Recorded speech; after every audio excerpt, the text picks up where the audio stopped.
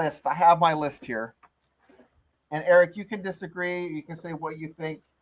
But my Mm-hmm. first do you want to go backwards or go one? I'm going to start at one. We always go from the bottom to the top. I'm going to go one and count down. Okay, hit me. I'm just going to go by the rankings. They have Kansas State number 18, so I have Kansas State in my book. Now, I'm really big on. I hate preseason rankings. Yeah. But what I'll say is I'll say yeah, I could see Kansas State winning this. Yeah. Absolutely. I'll tell you who my favorite is BYU. Yours is BYU. Yeah. Well, I have BYU right next. So let me talk about Kansas State real quick. I think because Avery Johnson is returning and they got him back. And of course, Willie the Wildcat is an awesome mascot. Everybody likes Willie the Wildcat. And I have been to Manhattan and watched a game, and they played, this was 20 years ago. They played Crazy Train, and they actually had like a fake train come out, which was kind of cool. But he's gonna be handing the ball off to Dylan Edwards. And guys, this is a one of the better backfields in college football. Now, the one thing is I think their schedule is a little bit more favorable, but I think they do have some key matchups. They do have to travel to Dublin, Ireland, and play Iowa State. If they can escape that matchup in Ireland with a win, I think that first game will determine where they're gonna, because Iowa State I think strong too, and that's why I think you picking Baylor's probably a better pick. But BYU. I mean, I'm sorry, BYU, but you Yeah. pick BYU. That's why I think BYU is probably a better pick because that Iowa State game looks like a bugaboo for them. But go ahead. You have BYU. Well, you put the kibosh on K-State because you mentioned Ireland, and you talked about Kathy Ireland having a huge impact.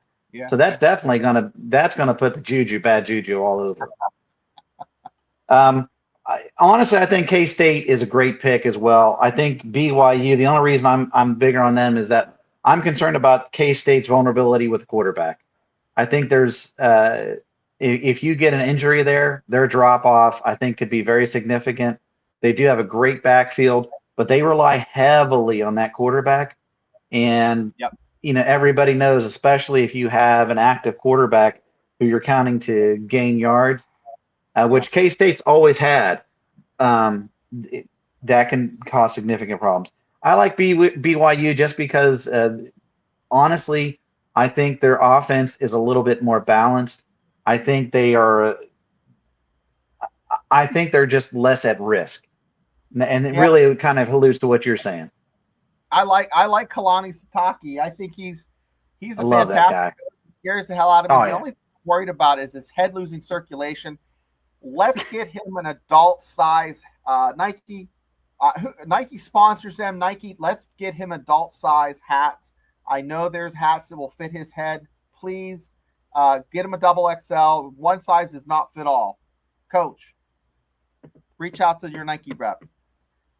He looks like he could play some rugby. He definitely looks like he could play, not sevens, straight up regular rugby. Yeah. BYU was surprised last year. They what were they, 11-2, 10-3, 11-2, 11-2? Yeah. I think 11-2. They started off on a tear. They won 9 straight. And I thought they're gonna make a push for going for a national championship. But Jake Retzlaff left because he had sex before marriage. Naughty. You don't want to be doing that in college. You know that. All you West Virginia students, no fornicating. Definitely not. I mean, come on. Nobody does that. That was just, yeah. But, with him leaving, I'm like, man, they're not going to be number one. But it looks like it's plug and play there. So I haven't. That's why I bumped them down to 2, because if Jake was coming back, they'd definitely. Forget it. Yeah, they'd be a powerhouse. Who do you have at number 2? K-State. I had them at 1-2, and quite honestly, it was a pick 'em. I just like BYU a little bit better, like I said, because I think they're a little less at risk, unless of course they stop at some place where there are cheerleaders and Kathy Ireland happens to be there. Could be a lot of temptation. Could be problems. Well, number 3, Eric, I have it, they were picked in the bottom last year by everybody except for us and the Magic 8 Ball here at the channel. Arizona State Sun Devils. They went 11-3, and they were Big 12 champs, guys. They were the team last year, and they had a stud number 4, Cam Skattebo, that led the charge. But they do have Sam Levitt. He's back, and they have a wideout by the name of Jordan Tyson. So, to be determined. Who do you have? I think the stock value of ASU, I think, is suspect. I look back at their season last year, phenomenal season, but I say it a lot: the right person in the right system at the right time. I think that happened last year. Not that they caught lightning in a bottle. I think it's a very legit program. But if you look at what Cam Skattebo did for them, especially after yards after contact, ridiculous what that guy did. I don't think they're going to repeat it without him. So I have them dropping. I don't agree with them at 3. I like Kansas. I have Kansas next. I think the Jayhawks are going to. I think they're going to pick up where they had left off 2 years ago. Wow! So you have Kansas at 3, and then who do you have at 4 then? I like Iowa State. Okay. Yeah. Campbell's a good coach. I think that's a pretty solid program. I think I could have also I could have gone with Baylor, but Baylor has a way of disappointing me. So I that was nothing more than I had my own Magic 8 Ball. Well, I agree with you. I have Iowa State at 4 also.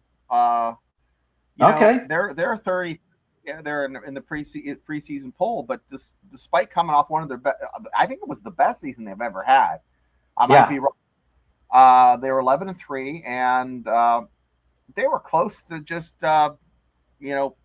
being the champs. But they get the son of a WVU legend back, Rocco Becht. And he had 25 touchdowns and threw for 3,500 yards. So with that, I have them at number 4, and then at number 5, I have Kansas. Okay. Lance Leipold had a shit year last year at 5-7. Really, really didn't hit the mark. I think he kind of bounces back this year. Jalen Daniels is back in his final year. It's his 6th year in the program. Which is why I'm all giddy. He's a poor man's Pat White. Yeah, he is. And if he stays healthy, which is what I said last year, they could make a run. So Kansas is my number 5. Mm-hmm. Who do you have at 5? I am conflicted with this. I want to pick TCU, but I got a feeling I got this love-hate relationship with Baylor. When I pick them to do well, they completely lay an egg. When I count on them to fall on their face, they surprise me. So I'm going to go with Baylor. God, it was like a vinegar in my mouth right there. Well, I have Baylor at 6. So Baylor is ranked 28 in the nation. Dave Aranda led Baylor to 8-5. Guys, he kind of dug himself out of a hole. I thought he was going to get fired. He turned his team around. They have Sawyer Robertson, and then they have a guy named Dawson Pendergrass in the backfield. Guys, I don't know. They have to play Auburn, SMU, and Arizona State in the first 3 of their 4 games. If it wasn't for that, I would have them higher. If Baylor can come out punching, they could jump up and be a top 10 team like that. Boom. You punch Auburn in the mouth, SMU, you're legit right there. Mm-hmm. Which would be great for the Big 12. So, who do you have at number 6? I got TCU. TCU. Nice. TCU at number 6. So, TCU, number 6. Let me write that down. So, we're up at number 7. Mm-hmm. Number 7, I'm not far off of that. I got guns up, baby. We're in agreement there. That's who I have too. Texas Tech. Yep.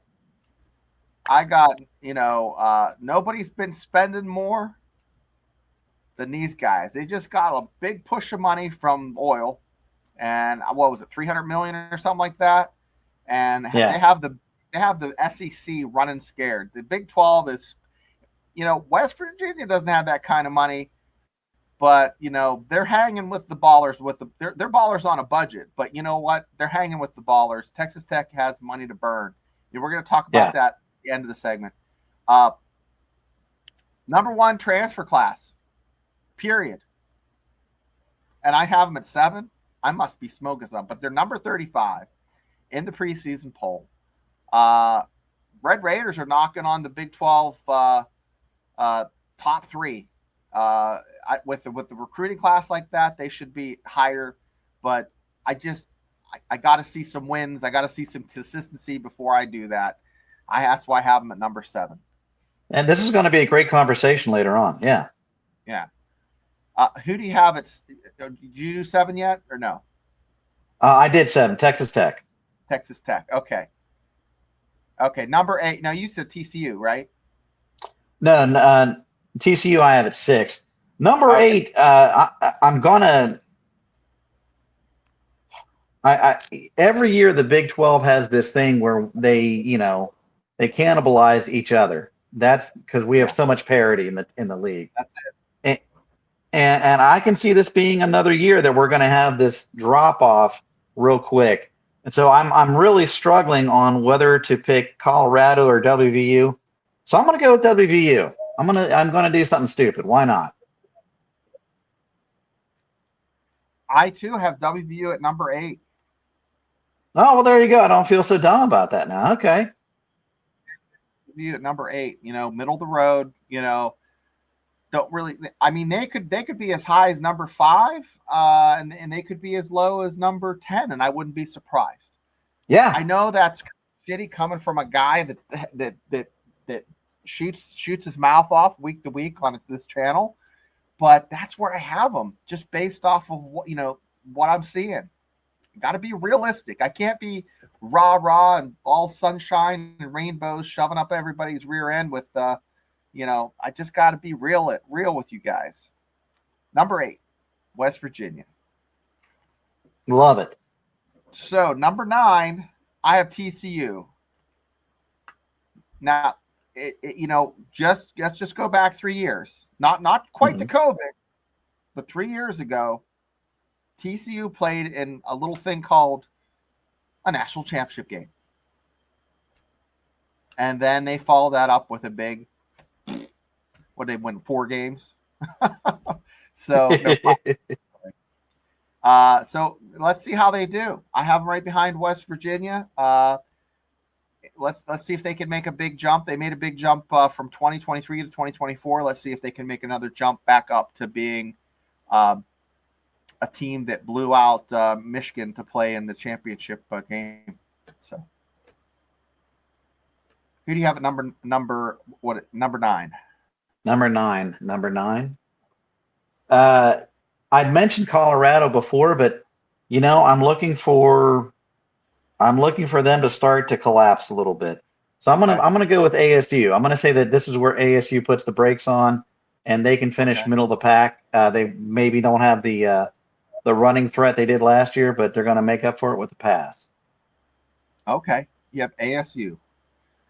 I have at number 10, I have Utah. Okay. Utah is basically my West Virginia of the West.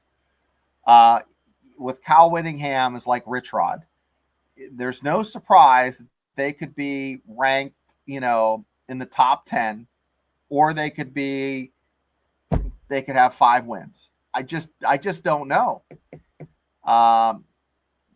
It just, they had Cam Rising that was getting ready to, literally get his doctorate. I think he was going to be named president.